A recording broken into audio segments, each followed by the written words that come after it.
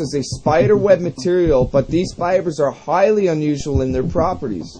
They contain highly dangerous biochemical components with no explanation of its origin. The Environmental Protection Agency in America does not even acknowledge the biochemical components and does not comment on it because it is not in their policy to do so. Next point. Atmospheric mold tests have concluded that there is high concentration of mold or fungus in the air. It hurts the immune system by consuming the nutrients the immune system uses to repair the body, so it damages our immune system. Sinus infections, colds, and flus can be a result of this. Also, a lot of cancers and other devastating diseases can be formed. Next point. Unusual biological components have repeatedly been identified in a variety of atmospheric samples. Particulate matter acts as a transport mechanism for biological materials that can stick to the components of a material, increasing respiratory illness. Next point. This one's a crazy one. Electromagnetic testing has shown that the atmosphere is modified into a plasma state or electrified gas. It is proven that the atmosphere is used for electromagnetic applications.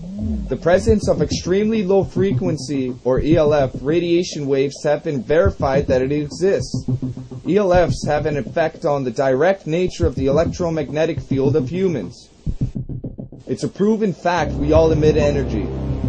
Artificial ELF pulses have been detected on a variety of different tests. The origin to these artificial pulses is unknown, so it must be concluded it might be a cause of chemtrail. These pulses have 6 significant effects to human health. 1. Human mental functioning, influence and control. 2. Disruption of cellular metabolism. 3. Suppression of the immune system. 4. Genetic modification and or DNA effects. 5. Influence upon free radical formation.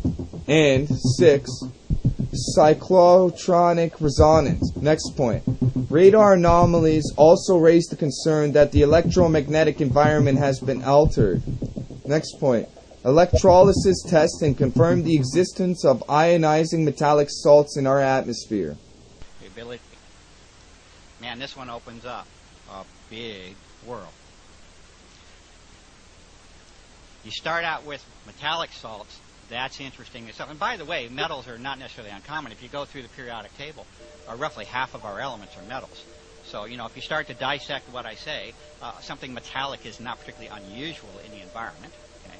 Metallic salt restricts it a little bit further.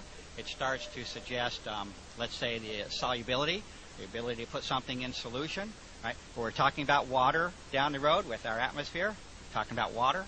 And so when I start to say metallic salt, now we're getting in an area where we're saying, probably have an issue of solubility for them. And again, to bring it back to simple cases, what happens when you put some salt, a regular table salt, in some water? What happens? And what happens is the slightest bit of salt, you don't need much, the slightest bit completely changes the electrochemical properties of that solution. That salt solution will carry a current.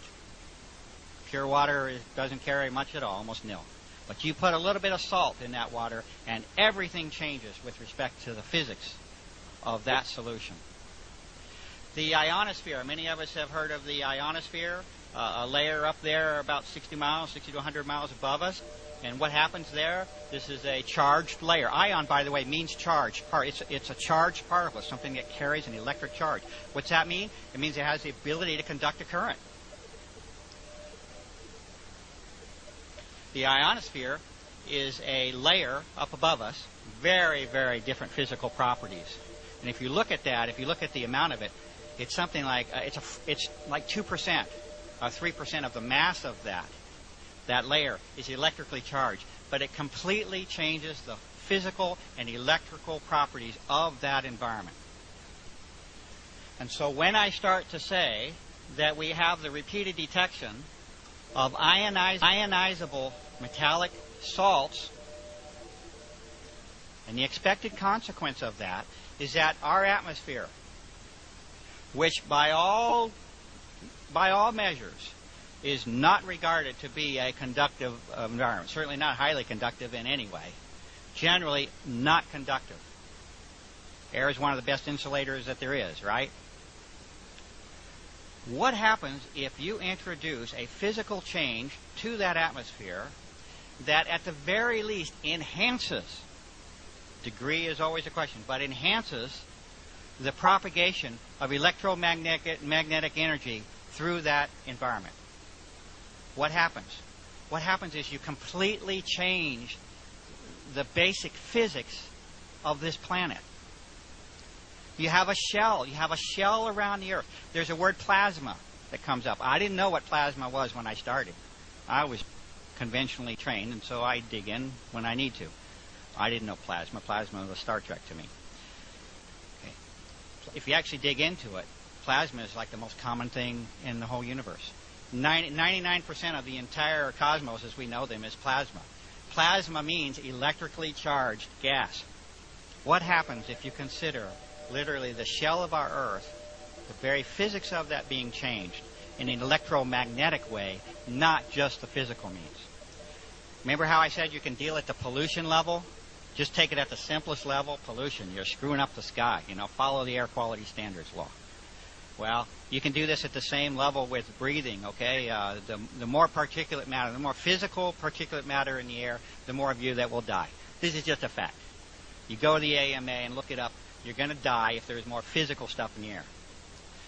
I am not speaking of just the physical level, but I am acknowledging that. If that's where you want to start, fine. I am saying the ramifications here are much, much deeper in terms of what the impact is. Let's go to number 2, a fibrous material. Very unusual fibrous material. These materials are showing up over and over and over. They are sub-micron again. Normal fibers are on the order of 10, 7, 12 microns thick. You can see them with your eye, right? You take a wool fiber, you can see it. Those are in the order of 7, 12 microns, somewhere in there. A spider web, I got down to 2 microns. That's actually not true. Sorry, the spider web was 7 microns that I had. And asbestos fiber is on the order of 2 microns. Many of us are familiar with the environmental attention that has been given to the asbestos issue in our lives. Not a good thing to breathe. 2 microns, right?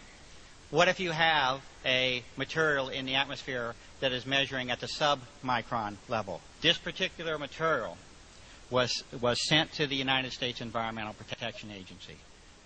It was sent with a very reasonable letter requesting permission, requesting identification for what this material was on behalf of the public interest. This was a claim of the letter. It was sent by certified mail. It was sent to the administrator of the United States Protection Agency.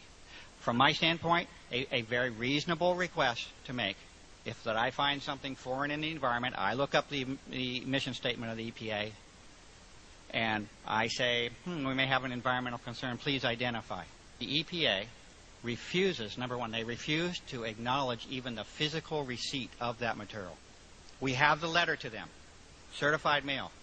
They would not acknowledge the receipt of this material. There was simply no, they did correspond. They did write back. There was no reference at all to receipt of to the physical material, and the response, you'll see a few choice words over and over and over, and those choice words are, we are not aware. We are not aware of any aerosol operations.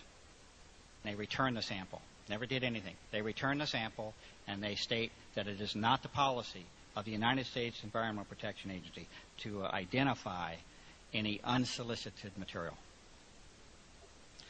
This was their response. What is policy? Policy is whim. Policy is a person in charge. Policy is not law. There are laws in place. There are mission statements of the United States Protection Agency. You don't get away with this with policy. The third category is that of biological components, of what appears to be a desiccated erythrocyte. An erythrocyte is a red blood cell. What appears to be freeze-dried or desiccated. And I didn't see it once. I saw it over and over and over. There is a very solid basis of evidence that exists that indicates a extremely prominent biological aspect to these aerosol operations. I'm saying it mildly. It's quite conceivable. The